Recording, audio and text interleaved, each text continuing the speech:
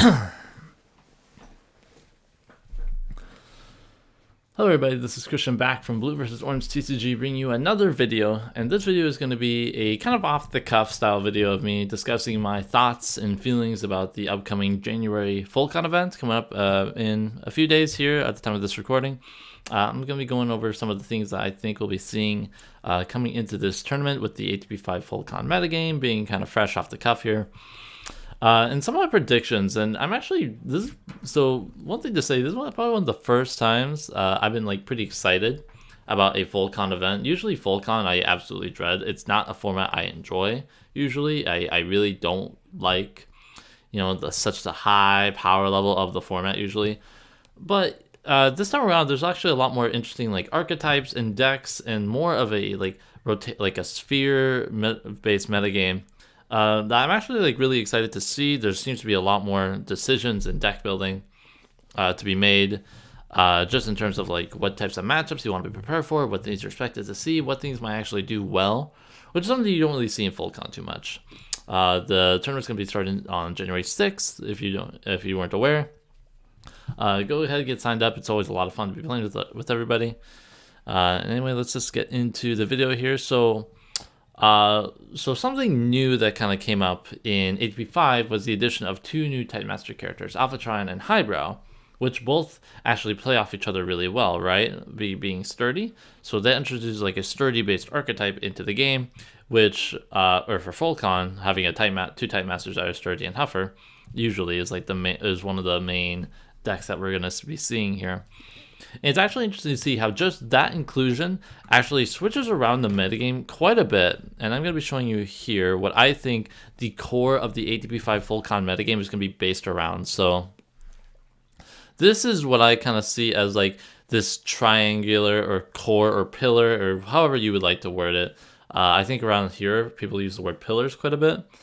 These are what I think are like the pillars of the ATP-5 FullCon metagame is going to be all about, right? So you see in each bubble, there's two different characters here. So on the bottom left, you have Fangry-Bull decks, which are the bog standard orange-black, typically Wave 5 metagame decks that have kind of evolved as more ATP sets have kind of come out.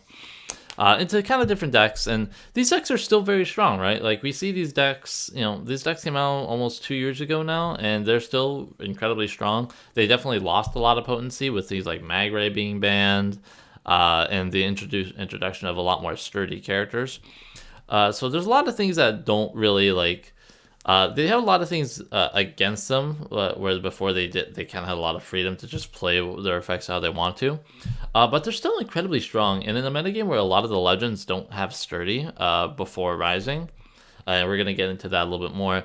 These decks, like Horrible looks amazing, right? And to any deck that doesn't have sturdy still, which there's still plenty in the metagame that aren't going to be playing sturdy. So I think there's still a lot of character options here. And going into the next sphere, we have Huffer and Alpha TRION. So this is the de facto sturdy core that you see in both Titan 1 and FullCon, ironically, where Huffer is just such a free inclusion with Alpha TRION being 5 stars and getting the +2 attack while Alpha TRION's in bottom mode because he's sturdy. So you have this 6 base attack 5 drop character. It's absolutely incredible, right?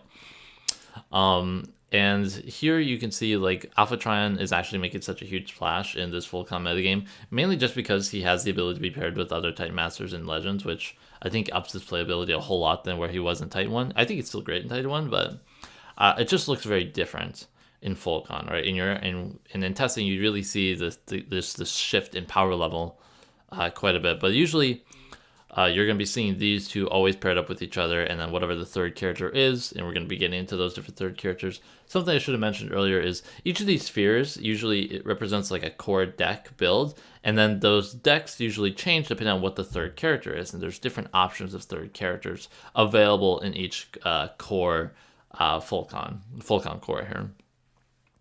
So moving on from Fangry-Bull Orange-Black to Alpha TRION Sturdy, we're seeing a new face of another Wave 5 FullCon core here. We're in Perceptor Highbrow. So Perceptor was a really strong character back in Wave 5, and he's had some success in like some of the earlier ATP-1, ATP-2 sets, but he really dropped off a whole lot in both FullCon and Titan 1 metagames. in ATP-3 and onward, right?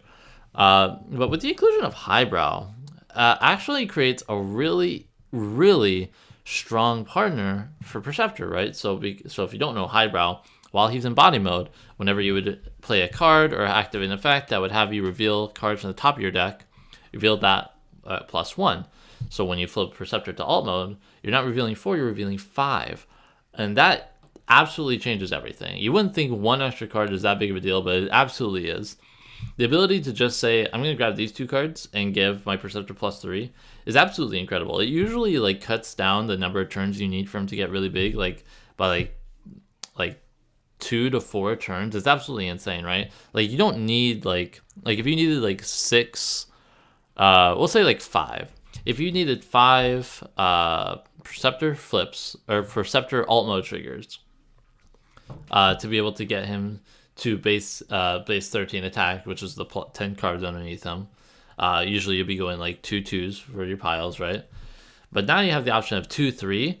Now you only really need like three activations to get to +9, which is just 1 less than +10. So it still requires like 4, but the speed of it is just absolutely insane. You just see so many cards.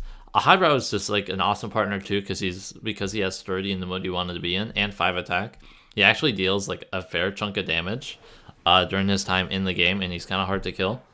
And then you have a pretty interesting option of middle character. I believe you can play another Titan Master. I think you can play Fangry if you'd like to, which is not terrible. But you can play 2 to 3 different Legend Mode characters in the center here. Which absolutely is incredibly strong. It gives you a great first turn attack. The fact that the Legend Mode character untaps when he dies kind of fixes the weird tempo shift of having to flip Highbrow first and then start flipping Perceptor.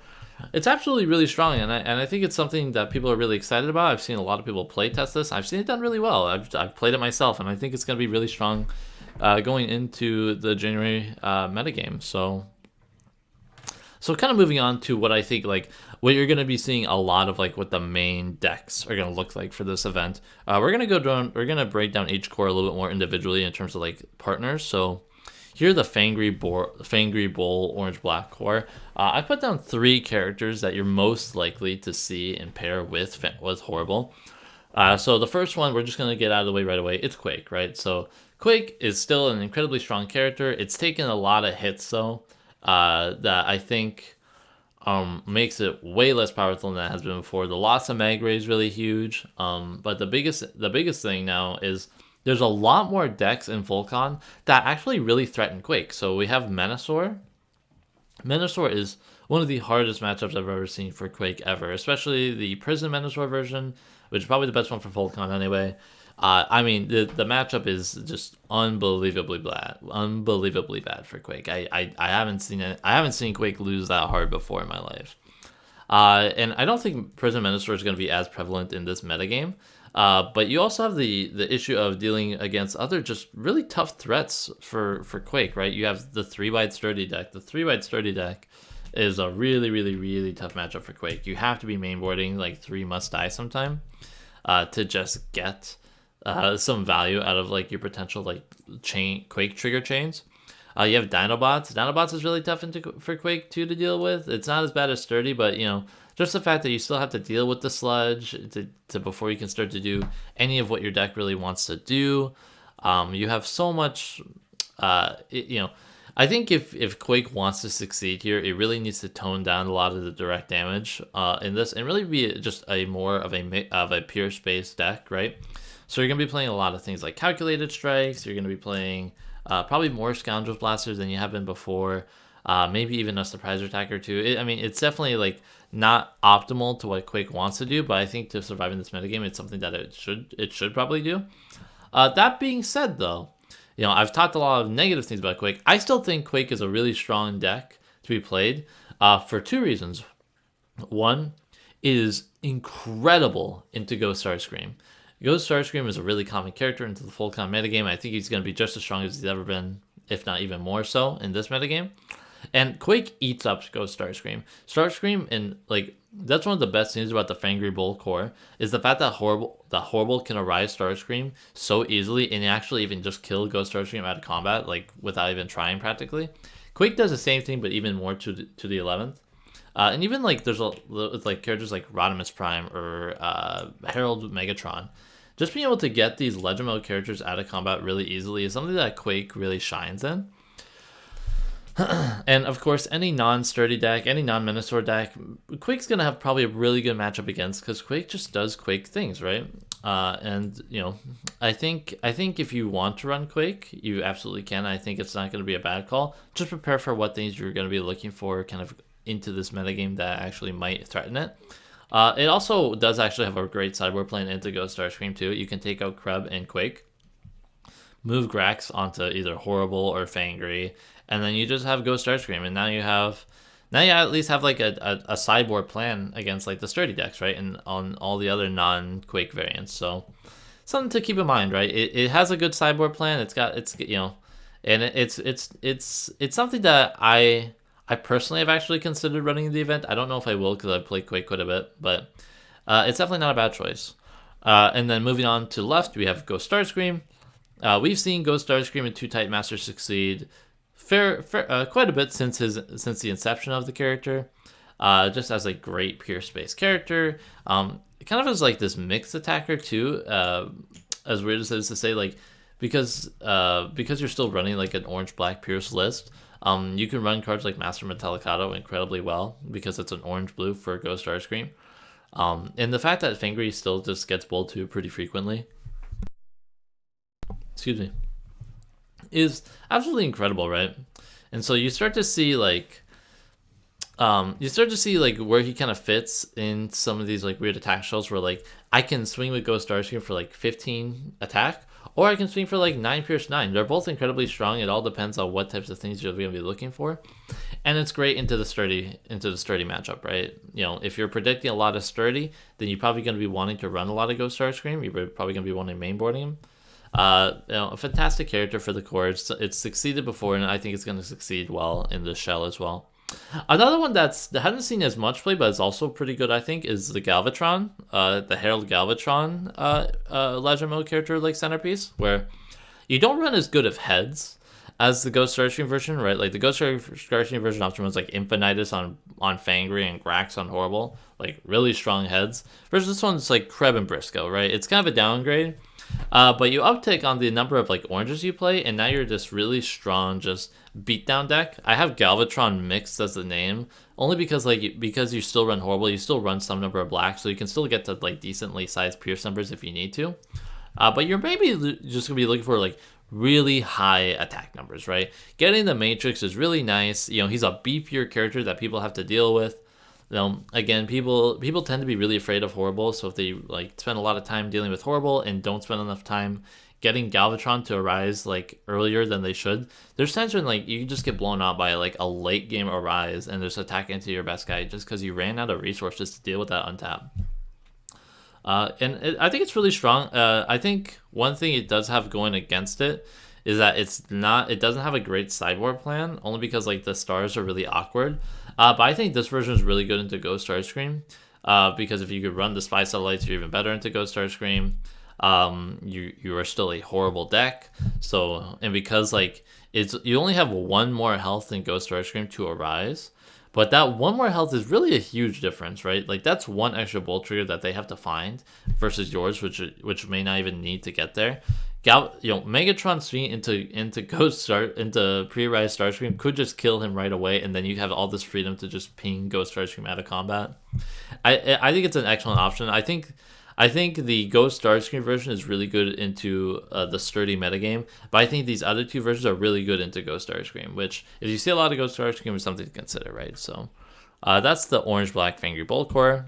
Moving on to the new guys, the sturdy core. So here we have what I think are going to be the 2 branching paths that a lot of people are going to be taking the sturdy deck. There's a third, but I don't think it's as commonly played or going to see as much play as this other one here, for a number of reasons. We'll get into that in a little bit. So you have either aggro sturdy with Rodimus Prime or 3-wide sturdy with highbrow. So going over 3-wide sturdy, it's a really interesting archetype. We've talked about, me, Dan, and Richard have talked about it on a recent podcast recently. It's a really interesting like aggro control list where like it doesn't have like the best grind game against a lot of decks because it doesn't play a lot of defensive cards, but it's a naturally defensive deck by playing blues, by having all you guys have sturdy. What's interesting about this is the fact that you have all your guys starting off with like higher base numbers than every other control deck starting pretty much in the game. Where Alpha Trion starts off with 8 attack in body mode, Hufford has 6 attack in alt mode, and Highbrow has 7 base attack in body mode, right? It's a really strong deck, right? You can just like, it's like a really fast blue deck where you can just start throwing damage out the gate right away. You know, I've seen people play like grenade launchers in the deck and matrixes to get some high base attack numbers, right? Like grenade launcher on a Huffer with a leap into battle is like 13 base attack, which is absolutely insane for a 5-drop. But that's also like kind of the shortcoming of the list, right? Like where other blue decks, if they can start grinding you to a late game, you start to see where you start to run out of gas and lose struggle and start to struggle up against those kind of like Voltron sized characters where they're starting to out Voltron you because you're not playing naturally defensive. I will say though, Will of the Protocols is amazing in this list because again, it's like the Perceptor thing with Highbrow. You reveal 5 cards. So usually you can get like just draw 3 cards, which is absolutely insane, and then giving all your guys focus, which is good for playing like a mixed base deck. Excuse me. And of course the Highbrow being able to flip Alpha Trion to alt mode, pitch in a card, and reveal 2 off the top to potentially like increase your reach of knacking a card that you need is super strong. I think this is probably one of the strongest decks going to be played in the metagame. It's one that everybody's excited for. It's brand spanking new. And I think no matter what deck you play, you should have some sort of plan against this list. You know, if you Ghost Starscream is really good into this, but if you don't want to play Ghost Starscream again, there's certain things that you can do to combat this. You know, you could just play a more aggressive deck than them. You can play Must Die sometime, even though I think that's better for like Quake and Burn decks than they are like aggressive decks. I think this has like a number of things like, or you can play a blue deck that's naturally gonna outgrind them. So you play more secret actions than them, you play more defensive, things like that. Anyway, moving on from the 3-wide sturdy, we have aggro sturdy, which I really like this version a lot. This one's really cool. This one plays Rodimus Prime. So to get to Rodimus Prime, you have to lose the sturdy head on Alpha Trion. So he's not gonna be buffing himself up. He's gonna be using Zort. But that's okay because we're gonna be talking about exactly why. So this is actually an orange deck. This is a 3-wide beatdown orange deck where you actually have like where how to explain it. So usually orange decks have like a much better early game than they do a late game because they tend to run out of gas. But this deck actually has a really good late game and like mid to late game for an orange deck. Because one, you have Will of the Protocols, which isn't going to be revealing 4, but it's still going to be naturally filling up your hand for the orange deck, and getting focus for your guys, your Alpha Trion. But Rodimus Prime gains sturdy when he arises, and so if you have Alpha Trion in body mode still in Rodimus Prime, your Rodimus Prime is 7 base attack with bold 2. Out the gate, without a weapon, without an action. This is one of the hardest hitting Rodimus Prime lists I've ever seen. It's absolutely incredible to see this guy just swing for like 19 without even trying. And you know, if they accidentally rise to Rodimus Prime in a bad time, you can just kind of punish them for it, right? Huffer still being 6 base attack for a 5-drop in an orange deck is still incredible. Grenade launcher plus reckless charge plus flips is going to be like 16 points of damage. It's absolutely incredible. The one bummer of this list is your Alpha Trion isn't going to be getting sturdy, so he's going to be kind of like a weaker, weird 11-star character. But the beauty is there's an orange card printed in ATP-5 that you can put onto him called Adamantium Frame, where if you put it on a 10-star or higher character, they gain sturdy. So you now have this armor that gives him sturdy, in an orange list, that also naturally gives him +2 attack in body mode. It's really strong. It's actually like, I would recommend probably running at least 1 of in the list, maybe 2 even, if you really, really want to get there. But I think 1 is usually fine. You're going to be able to find it off the Alpha Trion flip ability and knacking and stuff like that. It's also a slightly better knack deck than the 3-wide sturdy list because you're running 2 leaders, or a leader and a half once Rodimus Prime arises. So this one actually has better knack plays than the 3-wide sturdy list. I think both these lists are super excellent. I think Rodimus Prime is probably one of the best characters in the game so far in both Titan 1 and full constructed. I think playing with Rodimus Prime is just such an excellent, aggressive character, and just he just gets there. He just gets there, man. And I really like this list. This is a list that I'm probably most excited to play in the event if I were to play personally, but I just like orange decks a little bit more. But that's the sturdy core, right? So that's what I think the sturdy core is. And before I forget, another character that you can do this for is Rekgar.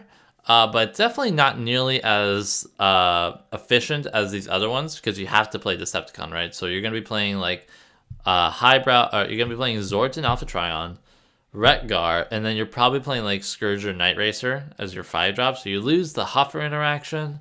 Your own Alpha Trion isn't getting sturdy. The only sturdy character you're actually gonna be getting naturally is Rekgar before he arises. So it's an option, but I don't think it's a very good option personally.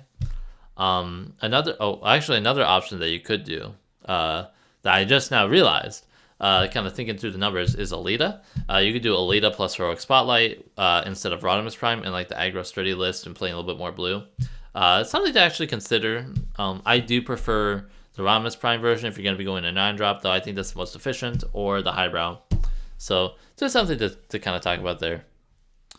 And moving on to the next core, we have the Perceptor Core. So the Perceptor Core has three versions of it that I've seen play tested in League play, that I personally tested, and that's either with Ghost Starscream or Gruesome Legion. So the Ghost Starscream version is going to be playing towards the idea that you don't want to lose to sturdy, right? So being able to like find your Brave cards really easily with Perceptor and Highbrow, getting to that point where you're turning off their sturdy when you get to Ghost Starscream, effectively meaning you're turning off the +2 attack that Alpha Trion's giving the whole team. And you're just finding answers fast, right? Like, we're talking about the idea that like the 3-wide sturdy deck has kind of a weaker grind game than other control decks. The Ghost Starscream version of this Perceptor Highbrow is really good into sturdy because it's going to naturally outgrind that deck for after a while, right? You're going to be able to see like cards like Reverse Engineer really fast, or Espionage, to where you're going to be able to hit their Spy Satellite uplink out of their hand with Espionage and then reverse engineering it away from the game, making your Ghost Starscream even more difficult to kill and get rid of, making that grinding game even harder for them.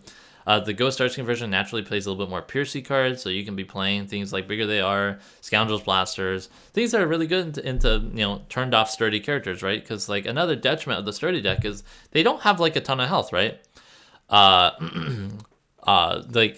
Like your centerpiece character is Alpha Trion. He only has 16 base health, right? So being able to like out-pierce them with the sturdy turned off and maybe burn them out of combat is pretty good. And this whole time your Perceptor's getting huge, right? Your Perceptor's getting really big. It's not impossible to see 10 cards in a Perceptor by turn 5. Especially if they start to showing off. If they see the showing offs really early, it's really good into the sturdy decks, right? And then the Gruesome Legion version, I think, is really sweet because it can play the Merc cards. You can play Opportunisms. You can play like a 1-of Opportune Offensive if you have a Decepticon head on your Perceptor. And it's really good against the Fangry-Bull decks, right? So those decks, having your pre-arise character have sturdy means it's really hard to get them out of combat.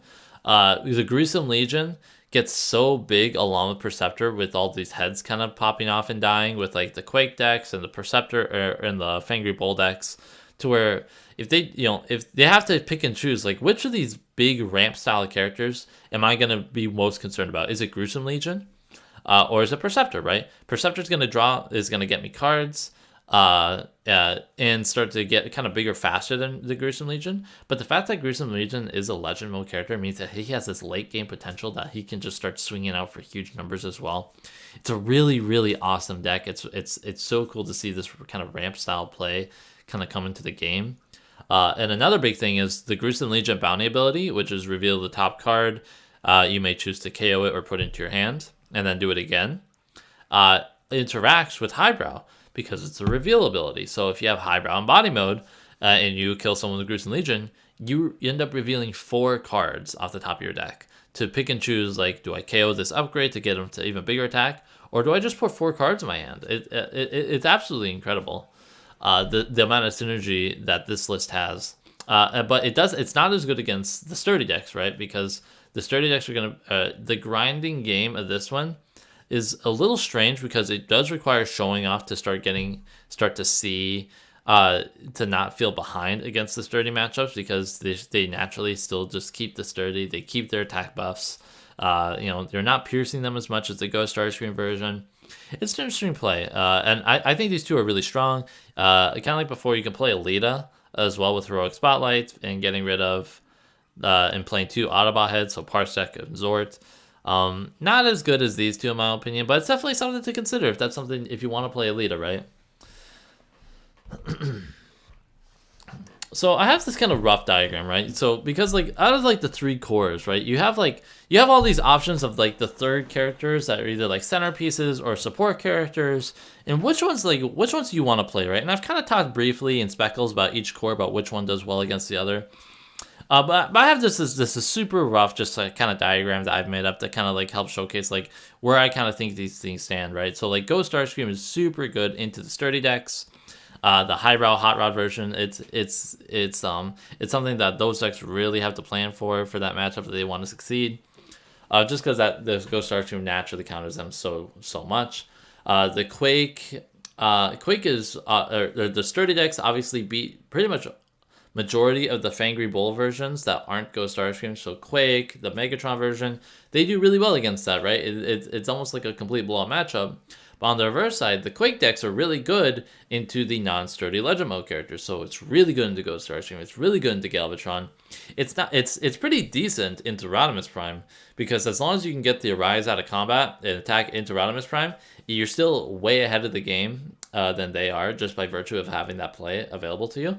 Not as good against Wreck-Gar, because Wreck-Gar himself has sturdy before he arises, but you might be in a situation where you actually can still get the Gruesome Legion out of combat with Quake and whatnot. A little bit more scary because Gruesome Legion is really good will get his bounty ability pretty frequently with the heads, but it's still something to where you consider where you're just naturally good against those Legend Mode decks, right?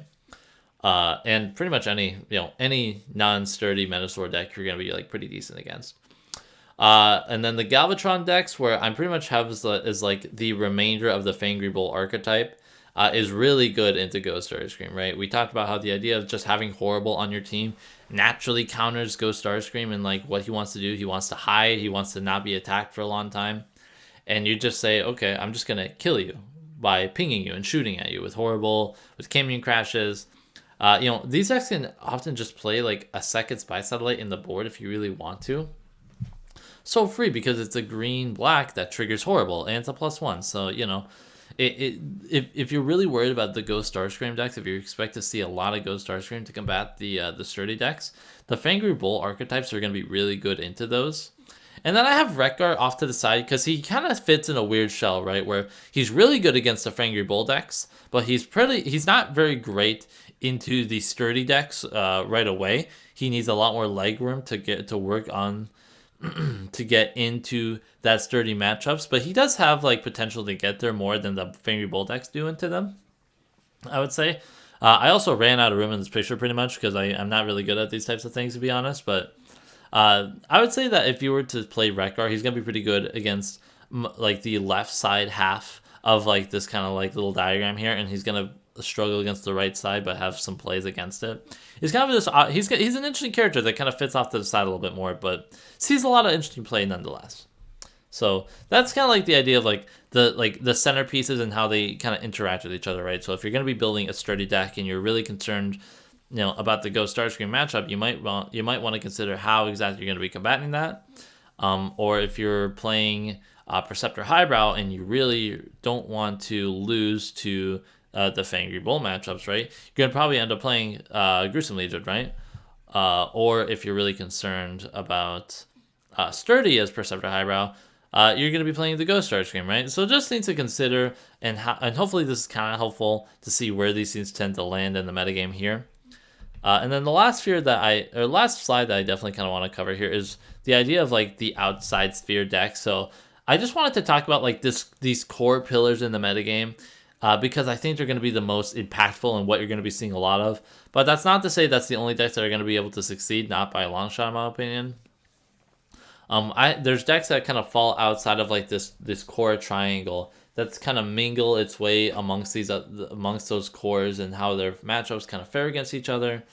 Some of the examples are like Dinobots. I think Dinobots still looks fantastic into Fulcon. It's so good into Fangry-Bull decks. It's pretty decent into sturdy decks as well. Struggles a lot more against like the sturdy Ghost Scream decks, but that's just something that you have to work out on. The fact that you have 3 Knack characters, you're one of the best Knack decks in the game because you could play 2 Never Give Ups. You got Eye Still function to bring Sludge back. You're resilient. There's just a whole lot going for Dinobots in Fulcon, in my opinion. Menasor is starting to look pretty good again because now there's a whole lot more stuff besides Ghost Starscream that's looking like it's going to be played. The prison version seems to be really good, obviously, because, that deck is just absolute garbage, but, that's a whole nother story. In all seriousness, the prison Menasor version does look like it's going to be pretty strong into a lot of these decks as well. It naturally does what it does, and it does what it does well, right? It's just kind of one of those things. It might need... It can easily play Must Die sometime for the sturdy decks as well. Where you can play a Must Die sometime, and then you can play a Leap Into Battle, making that even more effective as you want. Or play like a little bit more burn, ripping cards out of their hand. It just has a whole lot going for it in the Fulcon metagame right now. We have Double Dealer. Double Dealer is pretty interesting because it kind of fits... It's interesting because he kind of fits like the sphere of like 10 to 11 star characters naturally that aren't like Type Masters. So like Double Dealer, Rowley, Soundwave, all fit this kind of sphere of like characters that can be played with 2 Titan Masters. And why do I say that? Because they can be played with Fangry and Kreb, and Highbrow and Zord, because they're 2 7-star Titan Masters, and they fit this type of shot, right? So you can actually, I think Double Dealer is actually a pretty interesting like anti-meta choice if you start to see a ton of Legend Mode characters, because it kind of does something similar to where like the Quake decks were really good into Legend Mode characters because you can get them out of combat. The Double Dealer decks are really good into Legend Mode characters because he just naturally is, right? He gets the huge boost in bot mode against Legend Mode characters, being able to flip to alt mode to be able to play a card off the top from if you have a Rose character is super strong, and he has Highbrow, which naturally fits the reveal an extra card ability in alt mode, so you could reveal and play 2 off the top, or reveal and draw 1, play 1, or draw 2. It's super strong, right? And you get to play the Merc package as well. I think this is actually a pretty interesting like deck that people I think should be considering. And then I also have Autobot Jetfire, who's another Legend Mode character. He can be played with like Fangry or Highbrow as a Type Master and a 5-drop. I'm not sure if that's exactly like the best play here. But I think just like Autobot Highbrow just has like a lot going for him in terms of abilities and utility that I think is like a toolboxy deck. I think he has like some room to stand up to some of these other decks like in this core.